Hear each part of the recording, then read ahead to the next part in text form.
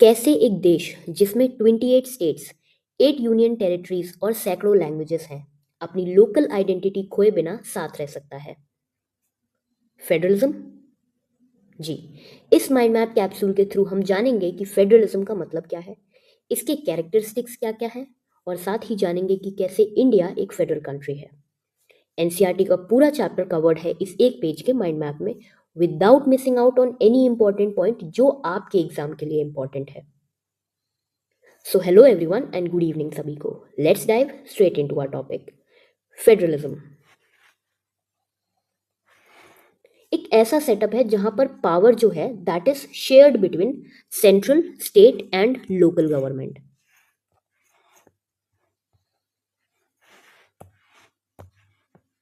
Central, state and local government क्या मतलब हुआ?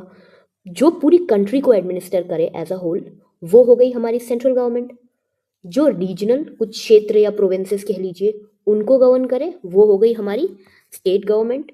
और लास्ट में आती है लोकल गवर्नमेंट, जो हमारे गांव और शहरों यानी अर्बन एंड रूरल एरियाज को गवर्न करती है, दैट इज हमारी local government. Now that we have understood कि फेडरलिज्म क्या है, इस टेबल पर आइए। इसमें दी गई है कैरेक्टरिस्टिक्स और एक साइड पर दिया गया है कि क्यों इंडिया एक फेडरल कंट्री है। तो हम पहले कैरेक्टरिस्टिक्स पढ़ेंगे और साथ ही में इंडियन प्रोविजंस को देखेंगे जो ये प्रूव करती हैं कि इंडिया एक फेडरल कंट्री है। सो पहला कैरेक्टरिस्टिक है टू और मोर टीयर्स ऑफ गवर्नमेंट। क्या मतलब हुआ कि जो गवर्नमेंट है किसी भी देश की, that has been divided into two और मोर टीयर्स। या तो हो सकते हैं सेंटर एंड स्टेट, या तो हो सकते हैं centre, state and local government. तो अगर इंडिया की बात करें तो हमारे कॉन्स्टिट्यूशन ने प्रोवाइड किया था two tier form of government, यानी कि यूनियन और स्टेट गवर्नमेंट हमारी कॉन्स्टिट्यूशन ने हमको प्रोवाइड किया था। बट लेटर ऑन इन 1992 एक कॉन्स्टिट्यूशनल अमेंडमेंट एक्ट लाया था, मतलब कॉन्स्टिट्यूशन को चेंज करने वाला एक एक्ट लाया गया था, जिसके through third tier of government that is panchayats and municipalities, इनको जो है हमारे कॉन्स्टिट्यूशन में ऐड कर दिया गया था। तो अब इंडिया के पास तीन टीयर ऑफ गवर्नमेंट है, that is central, state and local government. Local government में आ जाते हैं पंचायत्स एंड म्यूनसिपैलिटीज़। तो पहला जो कैरेक्टरिस्टिक है, इंडिया फिट्स इनटू दैट। अब आ जाइए सेकंड कैरेक्टरिस्टिक पे, जो कि है each tier has its own jurisdiction. क्या मतलब हुआ जूरिस्डिक्शन का? जूरिस्डिक्शन हुआ basically your area of control, जहाँ पर आपका कंट्रोल है, जिन सब्जेक्ट्स पे आप कंट्रोल करते हैं उनको बोलते हैं हम जूरिस्डिक्शन। तो इंडिया में जो सारी पावर्स हैं किसी भी टॉपिक से रिलेटेड, किसी भी मैटर से रिलेटेड, वो डिवाइडेड हैं तीन लिस्ट में। थ्री फोल्ड डिवीजन हुआ है हमारे यहाँ पावर्स का। आप देख सकते हैं यूनियन लिस्ट, स्टेट लिस्ट और कंकरेंट लिस्ट। क्या मतलब हुआ? यूनियन लिस्ट ये वो सब्जेक्ट्स को कंटेन करती हैं जो कि इंटरनेशनल इम्पोर्टेंस के होते हैं। इंटरनेशनल इम्पोर्टेंस के मतलब जो कंट्री एज अ होल के लिए इम्पोर्टेंट होते हैं। जैसे कि हमारा डिफेंस हो गया, कोई कंट्री हम पर अटैक नहीं कर सकती है क्योंकि हमारा डिफेंस स्ट्रांग है। अब हमारा डिफेंस से कहने का मतलब क्या है मेरा? इंडिया का डिफेंस, किसी स्टेट का डिफेंस की बात नहीं हो रही है यहाँ पे। फॉरेन अफेयर्स हो गए, अब हर स्टेट अलग अलग जाके अलग अलग कंट्रीज से नहीं डील करेगा, हम India as a whole deal करते हैं with different countries of the world. Banking हो गया, ऐसे ही बहुत लंबी लिस्ट है, समवेयर अराउंड 90+ आर्टिकल्स हैं इस लिस्ट में, यूनियन लिस्ट में। तो ये वो लिस्ट है जहाँ पर सेंट्रल गवर्नमेंट जो है, सेंट्रल गवर्नमेंट को ही हम बोलते हैं यूनियन गवर्नमेंट। तो सेंट्रल गवर्नमेंट या यूनियन गवर्नमेंट बनाती है सब जो सब्जेक्ट्स हैं इसमें, उन पर अपने लॉज बनाती है। फिर आ जाती है स्टेट लिस्ट। ये वो सब्जेक्ट्स हैं जो local importance, day to day administration वाले जो सब्जेक्ट्स होते हैं वो स्टेट लिस्ट में रखे गए हैं। जैसे कि पुलिस हो गया हमारा, ट्रेड हो गया और कॉमर्स हो गया। ठीक है, अब नेक्स्ट कमिंग इस कंकरेंट लिस्ट। कंकरेंट लिस्ट का मतलब क्या हुआ? इसमें वो सब्जेक्ट्स आते हैं जो दोनों सेंटर और स्टेट दोनों के लिए कॉमन इंटरेस्ट होल्ड करते हैं। और इस पे रूल कौन बनाता है या लॉ कौन बनाता है? दोनों ही, यूनियन एंड स्टेट। एग्जाम्पल अगर हम देख लें तो एजुकेशन हो गया, फॉरेस्ट हो गया, मैरिज हो गया। अब लास्ट में आ जाते हैं ऐसे सब्जेक्ट्स जो कि ना यूनियन लिस्ट में होंगे, ना स्टेट लिस्ट में होंगे और ना ही कंकरेंट लिस्ट में होंगे। तो उनका क्या करना है, जो अभी अभी टॉपिक्स नए सब्जेक्ट्स इमर्ज हो रहे हैं, जैसे कि एआई, जब हमारा कॉन्स्टिट्यूशन बना था तब तो एआई जैसी कोई चीज़ नहीं थी, आर्टिफिशियल इंटेलिजेंस जैसी। तो उन चीज़ों को हम रेसिड्यूअरी पावर्स में दे देते हैं यूनियन गवर्नमेंट को। मतलब उन चीज़ों पे जो किसी भी लिस्ट में मेंशन्ड नहीं है, उन सब्जेक्ट्स पे लॉ बनाएगी हमारी यूनियन या सेंट्रल गवर्नमेंट। अब एक चीज़ यहाँ पर कंकरेंट वाले में रह गई है, दैट इज़ कि अगर स्टेट और यूनियन दोनों ने अगर लॉ बनाया किसी सेम टॉपिक पे, जैसे कि मान लीजिए मैरिज पे, तो किसका रूल प्रिवेल करेगा? अगर दोनों ने अलग अलग रूल बनाए तो किसकी बात मानी जाएगी? तो that would be our union government. अगर कोई भी कॉन्ट्रडिक्शन है स्टेट और यूनियन लॉज में इन द कॉन्करेंट लिस्ट, तो बात मानी जाएगी या लॉ हमारा माना जाएगा of the union government. Third चीज़ पे आते हैं, that is jurisdiction constitutionally guaranteed. ऐसा नहीं है कि पावर जो है वो अपने मन से बांट लिए और कल लड़ने लगे, ऐसा नहीं है। ये जो जुरिस्डिक्शंस हैं, ये जो लिस्ट हैं, these are mentioned, these should be mentioned in the constitution, कि कल को लड़ाई ना हो। तो जो भी अथॉरिटी और एग्जिस्टेंस है, मतलब ये कहाँ से यूनियन गवर्नमेंट हो गया, कहाँ से स्टेट गवर्नमेंट हो गया, कहाँ से ये एग्जिस्ट करती हैं, कौन बताएगा? ये सब लिखा हुआ है हमारे कॉन्स्टिट्यूशन में। जैसे कि पार्ट 5 जो है वो हमें बताता है यूनियन गवर्नमेंट के बारे में, पार्ट 6 बताता है हमें स्टेट गवर्नमेंट के बारे में, और पार्ट 9 बताता है हमें लोकल गवर्नमेंट यानी कि पंचायत या म्यूनसिपैलिटीज़ के बारे में। फोर्थ जो हमारा कैरेक्टरिस्टिक है वो है fundamental provisions can not be changed unilaterally. क्या मतलब हुआ? जो फंडामेंटल प्रोविजंस हैं, जैसे सोशलिज्म हो गया, सेक्युलरिज्म हो गया हमारी कंट्री का, उसको चाहे स्टेट गवर्नमेंट हो गया या सेंट्रल गवर्नमेंट हो गया, अकेले चेंज नहीं कर सकता है, दोनों का कंसेंट चाहिए होगा। Consent of both the tiers is required. पहले ये चीज़ पास होती है both the houses of parliament, both the houses का मतलब लोकसभा और राज्यसभा में, by 2/3 majority. 2/3 majority, for example हमारे पास 30 लोग हैं, तो 30 लोग में से 20 people must have said yes to the bill, तभी ये पास माना जाएगा। एंड देन इसके बाद ये रैटिफाइड होना चाहिए, मतलब हाफ ऑफ द लेजिस्लेचर, अगर टोटल कंट्री में 20 लेजिस्लेचर है तो उसमें से 10 लेजिस्लेचर्स ने, लेजिस्लेचर क्या होता है? विधानसभा, जो हमारी स्टेट असेंबलीज होती हैं, तो उन्होंने इस बिल को हाँ बोला हो, तभी ये जब both the houses of parliament में पास हो जाए and than half of the total legislatures में पास हो जाए, तब उस चीज़ को हम एक्ट मानेंगे या कॉन्स्टिट्यूशन को अमेंडमेंट मानेंगे। नेक्स्ट चीज़ आ जाती है कोर्ट्स इंटरप्रेट द कॉन्स्टिट्यूशन। अगर कोई डिस्प्यूट हो जाए सेंटर और स्टेट की गवर्नमेंट में कि ये पावर किसकी है, ये पावर किसकी है, तो कौन उसको इंटरप्रेट करेगा, कौन उसको जज करेगा? तो the umpire will be the high courts and the supreme courts. Last चीज़, लास्ट कैरेक्टरिस्टिक आ जाती है फाइनेंशियल ऑटोनॉमी। क्या मतलब कि किसी भी सरकार को, किसी भी गवर्नमेंट को रन करने के लिए हमें पैसे चाहिए होते हैं। अब वो पैसा आ कहाँ से रहा है, वो रेवेन्यू कहाँ से आ रहा है, वो चीज़ स्पेसिफिकली मेंशन्ड है कॉन्स्टिट्यूशन में कि बाद में कोई भी लड़ाई ना हो स्टेट और सेंट्रल गवर्नमेंट के बीच में। तो हमारे कॉन्स्टिट्यूशन के पार्ट 12 में मेंशन्ड है कि सबके सोर्सेस क्या क्या हैं टू जनरेट द रेवेन्यू। अब इतने सारे कैरेक्टरिस्टिक्स पढ़ लिए हैं, तो किस काम के हैं ये कैरेक्टरिस्टिक्स? क्यों हमें मतलब फेडरलिज्म की इतनी ज़रूरत है? पहली चीज़, safeguard and promote unity of the country. Unity बहुत इंपॉर्टेंट है। लास्ट चैप्टर में हमने बेल्जियम वाला केस देखा था, क्योंकि उन्होंने एक फेडरल स्ट्रक्चर अपनाया तो उनके यहाँ यूनिटी जो है वो मेंटेन रही थी। श्रीलंका ने ऐसा नहीं किया तो श्रीलंका में हो गया सिविल वॉर। अब नेक्स्ट चीज़ है अकोमोडेट रीजनल डाइवर्सिटी। जो अलग अलग आइडेंटिटीज़ हैं डिफरेंट रीजन की, डिफरेंट कल्चर्स की, डिफरेंट लैंग्वेजेस की, उन सबको हमने अपनी आइडेंटिटी में समाना है, मतलब सबकी रिस्पेक्ट करनी है। तो ये 2 मेन ऑब्जेक्टिव हो गए हैं हमारे फेडरलिज्म के।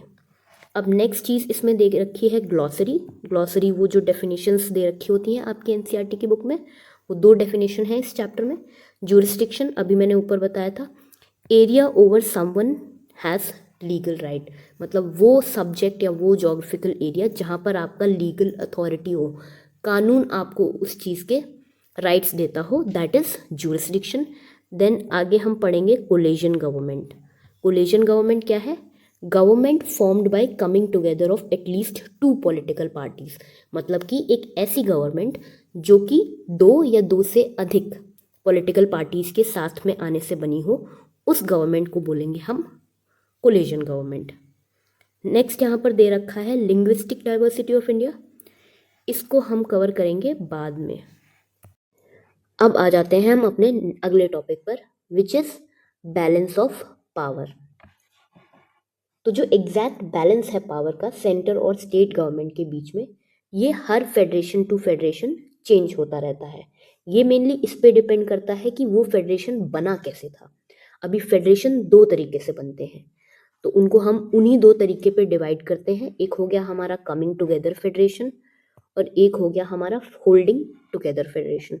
तो जो पहला वाला है कमिंग टुगेदर फेडरेशन, इसमें होता है कि इंडिपेंडेंट स्टेट्स, छोटे छोटे बहुत सारे इंडिपेंडेंट स्टेट्स होते हैं, ये एक साथ आ जाते हैं और एक बिगर यूनिट, एक बड़ा स्टेट या कंट्री बना लेते हैं। तो इसको हम बोलेंगे कमिंग टुगेदर। ये छोटे छोटे थे और ये एक साथ आ गए, कमिंग टुगेदर फेडरेशन। ये अपनी सोवर्निटी को पूल करते हैं और अपनी जो इनकी आइडेंटिटी है उसको रिटेन करके रखते हैं। तो इनका पर्पस क्या है, क्यों ये लोग साथ में आए? तो that is to increase security, मतलब अगर इनको थोड़ा खतरा हो या फिर इनको लगे कि अगर हम साथ रहेंगे तो ज़्यादा सिक्योर रहेंगे, तो इन रीजंस की वजह से these states come together and form coming together federations. यहाँ पर जो स्टेट गवर्नमेंट की पावर्स होती हैं, जो अलग अलग छोटे छोटे छोटे छोटे स्टेट्स होते हैं ना, उनकी जो पावर्स होती हैं वो मोर और लेस इक्वल होती हैं जो फेडरल या सेंट्रल गवर्नमेंट की पावर होती है उसके बराबर। मतलब स्टेट की पावर इक्वल्स टू सेंटर की पावर। एग्जाम्पल्स की बात करें हम तो एक हो गया हमारा यूएसए, ये क्लासिक एग्जाम्पल है। 50 स्टेट्स होते हैं यूएसए में जो एक साथ आके इकट्ठा बनाते हैं हमारा यूएसए। 50 स्टेट्स एक साथ आके बना देते हैं USA, classic example of coming together federation. उसके बाद हमारा स्विट्जरलैंड हो गया, ऑस्ट्रेलिया हो गया। नाउ होल्डिंग टुगेदर फेडरेशन, एक बड़ी सी कंट्री होती है जो अपने आप को छोटे छोटे स्टेट्स में खुद बांट देती है। छोटे छोटे कॉन्स्टिट्यूएंट स्टेट्स में नेशनल गवर्नमेंट, एक नेशनल गवर्नमेंट होती है और फिर बाकी सारे कॉन्स्टिट्यूएंट स्टेट्स होती हैं, इसमें बांट देती है। क्यों बांट देती है? ताकि एडमिनिस्ट्रेशन जो है वो थोड़ा आसान किया जा सके, इसलिए वो अपने आप को छोटे छोटे स्टेट्स में बांट देती है। तो इस चीज़ को हम बोलेंगे होल्डिंग टुगेदर फेडरेशन। यहाँ पर स्टेट और सेंट्रल गवर्नमेंट की पावर्स इक्वल नहीं होती हैं, यहाँ पर सेंट्रल गवर्नमेंट ज़्यादा पावरफुल होती है और कुछ यूनिट्स होती हैं जिनको स्पेशल पावर भी दी जाती है। अब इंडिया जो हमारा है वो इसी का एग्जाम्पल है, स्पेन हो गया और बेल्जियम हो गया।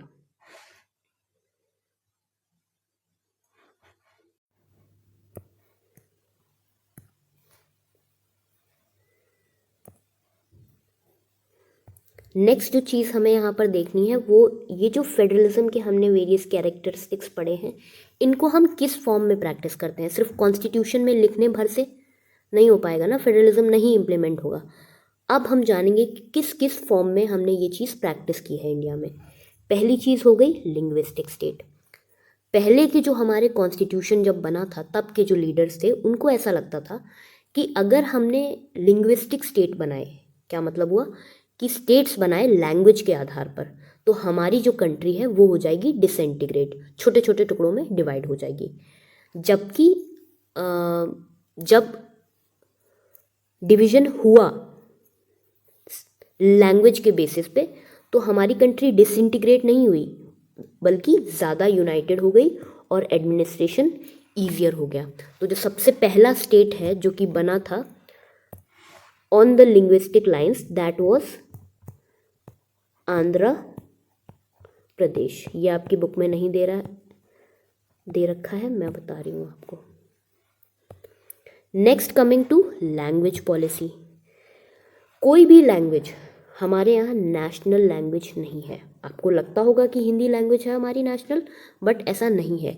हिंदी और 21 अदर लैंग्वेजेस आती हैं शेड्यूल्ड लैंग्वेज की कैटेगरी में। क्या मतलब हुआ? एक हमारे यहाँ कॉन्स्टिट्यूशन में शेड्यूल होता है, 8th शेड्यूल, उसमें ये सारी लैंग्वेजेस रखी गई हैं। मतलब कोई भी एग्ज़ाम हो गया, आप गवर्नमेंट एग्ज़ाम हो गया, आप किसी भी लैंग्वेज, ये जो 22 लैंग्वेजेस यहाँ मेंशन्ड हैं उनमें चूज़ कर सकते हैं और आप उनमें दे सकते हैं। स्पेशल बेनिफिट्स हैं इस 22 शेड्यूल्ड लैंग्वेजेस के, पर कोई भी ऐसी नहीं है जो नेशनल लैंग्वेज है। अब इतना बड़ा इंडिया है, इतनी डिफरेंट लैंग्वेजेस बोली जाती हैं। अगर किसी एक पार्ट को आप नेशनल लैंग्वेज डिक्लेयर कर देंगे तो बाकी सब एलियनेटेड फील करेंगे ना, जैसा कि केस हुआ था श्रीलंका का। श्रीलंका की जो गवर्नमेंट थी उन्होंने सिन्हाला जो लैंग्वेज थी उसको नेशनल लैंग्वेज डिक्लेयर कर दिया था। तो जो तमिलियंस थे दे फेल्ट डिस्क्रिमिनेटेड, तो उसके बाद क्या हुआ? Civil war. तो ऐसी कोई सिचुएशन इंडिया में ना हो, इसके लिए किसी भी लैंग्वेज को नेशनल लैंग्वेज का दर्जा जो है नहीं दिया गया है। अब लास्ट चीज़ जहाँ पर हमें ये देखने को मिलता है कि फेडरलिज्म है, that is centre state relation में। जब इंडिपेंडेंस हुआ हमारा 1947 में, तो the same party has ruled the centre and states बहुत टाइम के लिए। तो इस चक्कर में क्या होता था कि जो स्टेट गवर्नमेंट्स हैं उनकी बात उतनी नहीं मानी जाती थी इंडिपेंडेंटली, उनको अंडरमाइन कर दिया जाता था। तो जो फेडरलिज्म है उसकी उतनी वैल्यू नहीं थी और वो अंडरमाइंड रहता था। पर जब 1990 आया तो यहाँ पर किसी भी पार्टी को क्लियर मेजॉरिटी नहीं मिली सेंटर में, किसी को भी इतनी सीट्स नहीं मिली कि वो सरकार बना ले। तो फिर यहाँ से स्टार्ट हुआ era of coalition government. Coalition government अभी हमने पढ़ा था ना कि 2 या 2 से अधिक पार्टीज एक साथ आके एक जो गवर्नमेंट बनाती हैं उसको हम बोलते हैं कोलेशन गवर्नमेंट। तो 1990s में शुरू हुआ कोलेशन गवर्नमेंट का एरा। तो अब किसी भी पार्टी के पास क्लियर मेजॉरिटी नहीं थी, मतलब कोई भी अपनी एकदम सीधी सीधी मनमानी नहीं कर पाएगा। तो यहाँ पर जो है सीट्स जो हैं वो डिवाइड हुई अलग अलग पार्टीज़ के बीच में, और यहाँ से शुरू हुआ कल्चर ऑफ पावर शेयरिंग। और जो स्टेट्स हैं, जो स्टेट के MLAs MPs थे, उनको भी यहाँ पर बहुत ज़्यादा उनकी ऑटोनॉमी को रिस्पेक्ट मिलने लगी, क्योंकि सरकार बनाने के लिए उनकी ज़रूरत पड़ती थी, तो उनको वो रिस्पेक्ट देनी पड़ी। तो ये हुआ 1990 के बाद। Next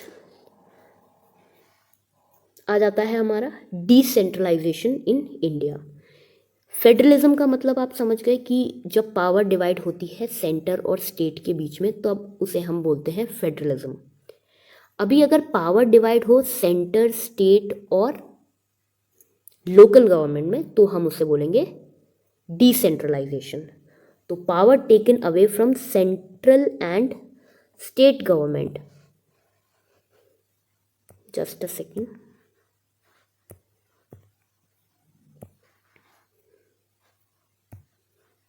power taken away from central and state government, और किसको दे दी गई है? To local government. तो इसे हम बोलेंगे डिसेंट्रलाइजेशन। तो ये इंडिया में कब हुआ था? 1992 में। एग्जिस्ट तो पहले भी करता था, पर हमारे कॉन्स्टिट्यूशन में इसको लिखा गया है 1992 में, तो इसको मिल गया कॉन्स्टिट्यूशनल स्टेटस। क्या है ये लोकल गवर्नमेंट? एक हो गया हमारा पंचायत जो रूरल एरिया में गवर्न करता है, और एक हो गया हमारा म्यूनसिपैलिटी जो कि अर्बन एरिया में जुरिस्डिक्शन है जिसका। तो जो रूरल लोकल गवर्नमेंट होती है उसको हम बोलते हैं पंचायती राज। अब इसके अंडर अलग अलग टाइप के फॉर्म्स हैं जो एक के बाद आते हैं। सबसे पहली चीज़ हो गई ग्राम सभा। ग्राम सभा क्या होता है? जिसमें सारे जो वोटर्स हैं वो आ जाते हैं। आपके विलेज में जितने भी वोटर्स हैं उनको अगर हम एक साथ मिला दें तो बन जाएगी हमारी ग्राम सभा। ठीक है। उसके बाद आता है हमारा ग्राम पंचायत, जो हम वोट डाल के इलेक्ट करते हैं ना, जिनको डायरेक्टली जो वोटर्स इलेक्ट करते हैं वो हो गए हमारे ग्राम पंचायत, जिसमें आ जाते हैं वार्ड मेंबर्स, यानी कि पंच होते हैं बहुत सारे, और एक होता है उन सारे पंचों का प्रेसिडेंट जिसको हम बोलते हैं सरपंच जी। ठीक है। इसके ऊपर आती है हमारी पंचायत समिति या फिर पंचायत ब्लॉक। ये क्या होती है, जो ये हमने ऊपर ग्राम पंचायत के मेंबर्स सेलेक्ट किए थे ना वोटर्स ने, वो मिलके सेलेक्ट करते हैं, सारे जो मेंबर्स हैं वो मिलके सेलेक्ट करते हैं पंचायत समिति को। फिर आ जाता है जिला परिषद, यानी कि डिस्ट्रिक्ट लेवल पे आ जाओ अब। जब सारी पंचायत समिति, ये बीच वाली, मिलके इकट्ठी होती हैं, तब एक डिस्ट्रिक्ट के अंदर जितनी भी, और साथ ही में उसमें वहाँ के एमएलए एमपीज ये भी इंक्लूड हो, तब वो बन जाता है जिला परिषद। ठीक है, अब आ जाते हैं हम म्युनिसिपैलिटी पे। म्युनिसिपैलिटी अगर छोटे शहरों में हो, यानी कि टाउन्स में हो, तो हम उसको म्युनिसिपैलिटी ही बोल लेंगे, और वहीं अगर वो बड़े शहरों में हो तो हम बोलेंगे उसको म्युनिसिपल कॉरपोरेशन। और ये म्युनिसिपल कॉरपोरेशन को हेड करता है कौन? मेयर। अब आ जाते हैं हम last topic of the mind map, which is linguistic diversity of India. तो लिंग्विस्टिक मतलब लैंग्वेज बेसिकली। तो जो सेंसस 2011 हुआ था, उसमें ये बताया गया था कि जो इंडिया है वो वर्ल्ड की मोस्ट डाइवर्स कंट्री है इन टर्म्स ऑफ लैंग्वेज। मतलब कि हमारे यहाँ जितनी लैंग्वेजेस पाई जाती हैं उतनी वर्ल्ड की किसी कंट्री में नहीं पाई जाती हैं। अगर डिस्टिंक्ट लैंग्वेजेस की बात करें, हम अलग अलग लैंग्वेजेस की बात करें, तो ये लगभग हमारे यहाँ 1300 हैं। 1300 किसी डिक्शनरी के वर्ड की बात नहीं कर रहे हम, 1300 अलग अलग लैंग्वेजेस की बात कर रहे हैं। जैसे संथाली हो गई, मैथिली हो गई, लैंग्वेजेस की बात कर रहे हैं हम। अब इतनी सारी लैंग्वेजेस थी तो कैसे क्लासिफिकेशन होगा, तो हमने इनको अलग अलग जो मेजर लैंग्वेज है उसके बेसिस पर ग्रुपिंग किया है। तो ये ग्रुपिंग करने के बाद भी कितनी हो गई हमारी? 121 हो गई। 1300 को हमने एक ही जो सिमिलर थी उनको एक ग्रुप बना दिया, तो भी हमारे पास कितने ग्रुप बन गए? 121 बन गए। फॉर एग्जाम्पल अगर हम देखें तो जैसे भोजपुरी है, मगधी है, राजस्थानी है, तो ये सारी थोड़ा बहुत सिमिलर है हमारी हिंदी से, तो हमने इन सबको ग्रुप कर दिया किसके साथ? हिंदी के साथ। तो ऐसे छोटे छोटे हमने ग्रुप्स बनाए हैं, और ग्रुप्स भी कितने बने हैं? 121। ठीक है ना। तो ये जो अभी हमने ऊपर पढ़ा था शेड्यूल्ड लैंग्वेजेस, ये क्या है? अभी मैंने आपको बताया था कि जो 8th शेड्यूल है कॉन्स्टिट्यूशन का, हमारे कॉन्स्टिट्यूशन में डिफरेंट पार्ट्स हैं, डिफरेंट आर्टिकल्स होते हैं, डिफरेंट शेड्यूल्स होते हैं। तो जो 8th नंबर वाला शेड्यूल है उसमें ये जो लैंग्वेजेस हैं वो मेंशन्ड हैं। 22 लैंग्वेजेस हैं। अभी सारी लैंग्वेजेस तो आपको नहीं पढ़नी है, हम टॉप 4 याद कर लेंगे on the basis of proportion of speakers. मतलब कि किस लैंग्वेज को सबसे ज़्यादा बोलने वाले लोग जो हैं इंडिया में एग्जिस्ट करते हैं। तो सबसे ज़्यादा इंडिया में बोली जाती है Hindi, which is somewhere around 40% plus, 40% से ज़्यादा लोग बोलते हैं हिंदी। उसके बाद आ जाती है बंगाली, ये समवेयर अराउंड बोली जाती है 8%। एंड देन उसके बाद आपको एग्जैक्ट नंबर नहीं याद करना है, सीक्वेंस याद कर लेंगे पहले 4 का, उतना भी काफ़ी होगा। उसके बाद आ जाती है मराठी एंड देन तेलुगु। तो हिंदी, बंगाली, मराठी एंड तेलुगु। तो ये हो गया है हमारा पूरा माइंड मैप कंप्लीट। इस माइंड मैप का अगर आपको प्रिंटेबल फॉर्मेट या प्रिंटेबल पीडीएफ चाहिए तो आप टेलीग्राम चैनल से आप उसको डाउनलोड कर सकते हैं। चैप्टर 3 हम इसी चैनल पे कंटिन्यू करेंगे।